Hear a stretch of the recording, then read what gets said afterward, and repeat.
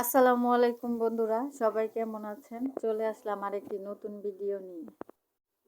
আজকে রান্না করব পালং শাক দিয়ে তেলাপিয়া মাছ আর বৈত্যা শাকের ভাজি। তো এর জন্য বাজার থেকে সকাল সকাল মাছ এবং বৈত্যা শাক আনিয়ে নিলাম।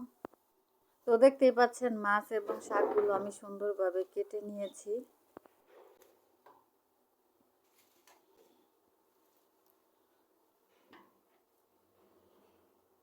তো এদিক দিয়ে পাশের চুলায় ভাত বসিয়ে দিয়েছিলাম, আমার ভাতের বলকও উঠে গেছে।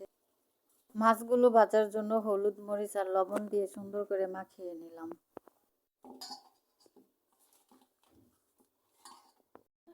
মাছ ভাজার জন্য চুলায় কড়াই বসিয়ে তেল গরম করে নিলাম। তেল গরম হয়ে গেছে, এখন মাছগুলো দিয়ে সুন্দর করে ভেজে নিব।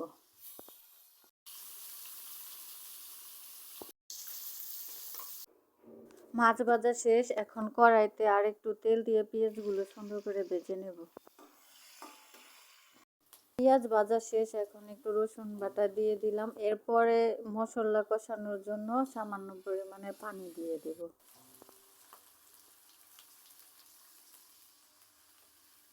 এখন হলুদ মরিচ লবণ দিয়ে মশলাটা ভালো করে কষিয়ে নিব।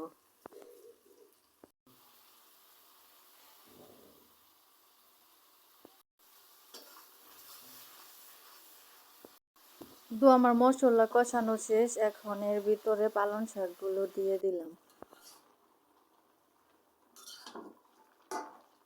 শাক দেওয়ার কিছুক্ষণ পর আগে থেকে সিদ্ধ করা আলুগুলো এখন দিয়ে দিব।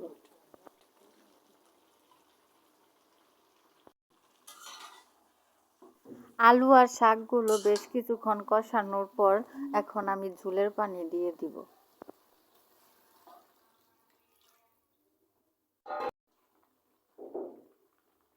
তো দেখতেই পাচ্ছেন আমার তরকারিতে বলক উঠে গেছে, এখন আগে থেকে যে মাছগুলো ভেজে রেখেছিলাম সেইগুলো এখন তরকারির মধ্যে দিয়ে দিব। তরকারি রান্না শেষ, এখন ধনিয়া পাতা দিয়ে তরকারিটা নামিয়ে নিব। তো বৈত্যা শাকগুলো সুন্দরভাবে ধুয়ে পরিষ্কার করে নিয়েছি। এদিকে চুলায় কড়াই বসিয়ে শাকগুলো এখন সিদ্ধ বসিয়ে দিব, আর শাকের মধ্যে পেঁয়াজ আর লবণ দিয়ে ভালো করে সিদ্ধ করে নেব।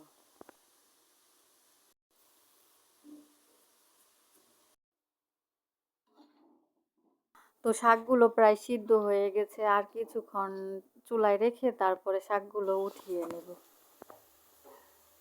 এখন শাকগুলো ভাজার জন্য কড়াইতে তেল গরম করে নিলাম, সাথে শুকনা মরিচ আর পেঁয়াজ আর রসুন একসাথে সুন্দর করে ভেজে নেব।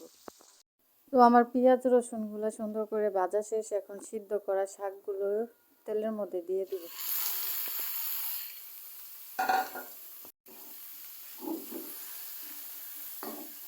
তো দেখতেই পাচ্ছেন আমার শাক ভাজি করা শেষ।